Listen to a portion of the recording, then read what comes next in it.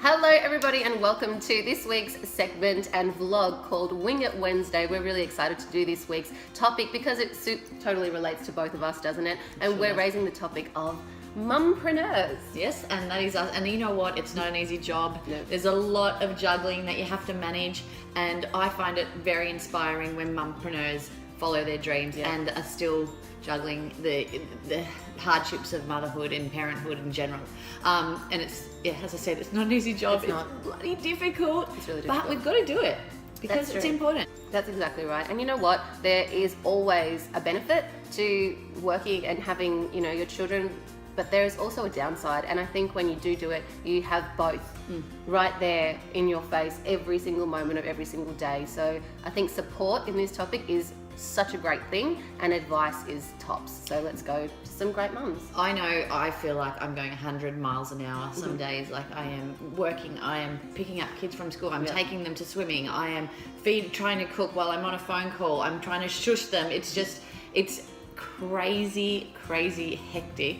And sometimes I think, why am I doing this? What is the sole purpose? And I know it's because I'm passionate about it and I'm following what I am aspiring for, and that feels good. But you need to find that balance of how family life works and being there for your kids. That's right. Yeah. And not making and like trying not to feel guilty at the same time by following what you want to do. So That's right. it's not easy. We want to find out how to manage it better, and we've asked a few people to give us some advice. So we have raised the question of mumpreneurs and working with children, and basically the two questions that we gave our gorgeous mums are, what are the challenges involved, and also what are the benefits involved with working with your children. And the first mum that we've reached out to is a beautiful mum, a gorgeous writer from Atlanta, Georgia in the USA. She's got a gorgeous little girl named Rain, and I love that name. I love that name too. Such a good name. And she's written a beautiful answer, and here it is. Oh.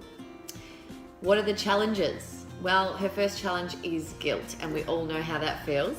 So juggling everything is a struggle. I desperately want to be everywhere and do everything, but it's not always the case. Working from home makes it particularly hard because I have to have boundaries sometimes too. Like if I get an idea, I have to write it down on paper and explore it before I forget.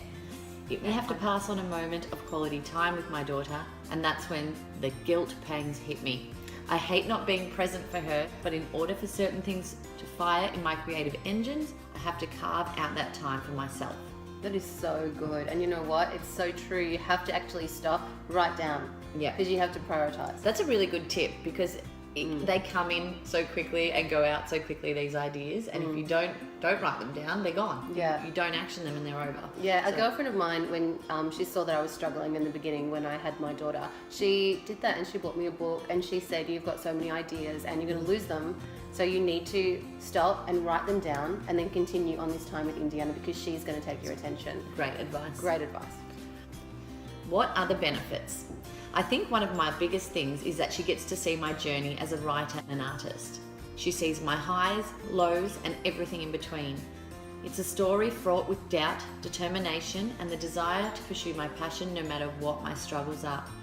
She sees me working hard at the thing I love to do the most, and I hope it encourages her to do the same thing in life, to not give up, especially if there's something that makes her soul sing. I love that. That is so true. It's being a positive impact and showing them monkey see, monkey do of how to live their lives and follow their dreams. I think that's so perfect, and it's just absolutely just such a reflection of how Robin is, because I can see that through her writing.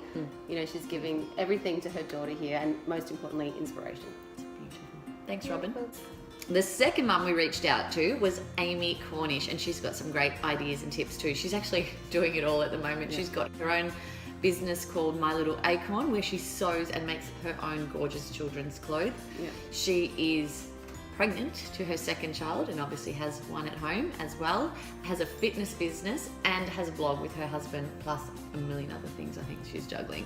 So I'd love to hear what tips she has. Yeah, she's honestly the classic example of sewing and baby on the hip at the same time, and now their page is huge, their brand is gorgeous, and it's really well known. Go Amy. Yeah.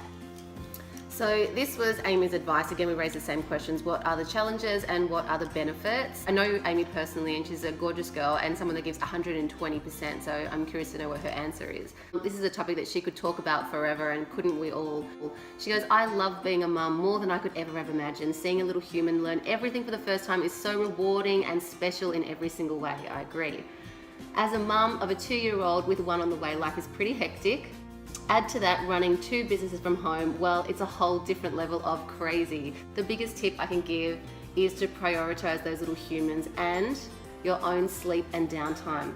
Stop and read to them. Read them a book, eat meals with them without the distraction of your phone or TV, and give them the attention that they deserve. Before you know it, in a blink of an eye, they will have grown up so quickly, and we will have regretted those times where we were too busy. Ugh, there's those guilt pangs again. Oh, but it's so beautiful and so true, you know, like how much of this time do we have with our children? And we really do need to get off these devices sometimes when we're with them, and make sure that the time that we do have with them is dedicated to them. And so then true. Maybe, you know, what I got from that is something maybe that I'm kind of struggling with it myself, is separate the time. So have the time that you do work and the children aren't there. Yeah. And then the time that they are there, your work's not there. Yeah. So and it's then not getting distracted when that phone rings, or checking your email every 5 minutes. Yes. Yeah, which is hard to do when you work from home. And that's basically what all of us in this bubble are doing. We do work from home, or we do go to work, but then we bring our work home with us. And so when you have your work and your children in the same place all the time, I think that is a recipe for disaster if it's not planned. Unplug, switch off, spend half an hour of quality time with your kid, Yeah. and then go back to your work if you need to. Yeah, I dare say, So true. Maritza, I think this is something that you can't win.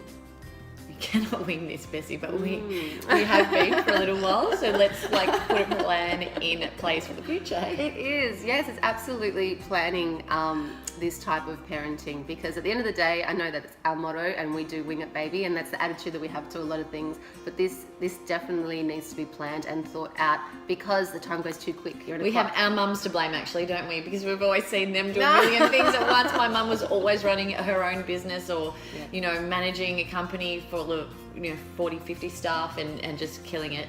And I always aspired to be exactly like that. Same. So. And that's a great thing we've learnt from our mums, you know. It's like, if we could take all the amazing things, we need to create our own little Pinterest board in our head, you know, like the fantastic things that my mum did, and her not giving up attitude and mentality, you know, I'm taking that. Yeah. And I'm going to pin that on my Pinterest board. And then, you know, like this, separate the time and, you know, read to your children. I'm going to take that from Amy as well. I'm going to put that on my own little Pinterest board, and then aspire to create this perfect model of a mum for myself. I think that's a good way to do it. Oh, I feel good already. It's cute. I love it. High five to everybody out there. Thank you so much for your beautiful inspiration and advice. Hope you learned something, and we'll see you again next Wednesday. See you guys. Bye. Bye.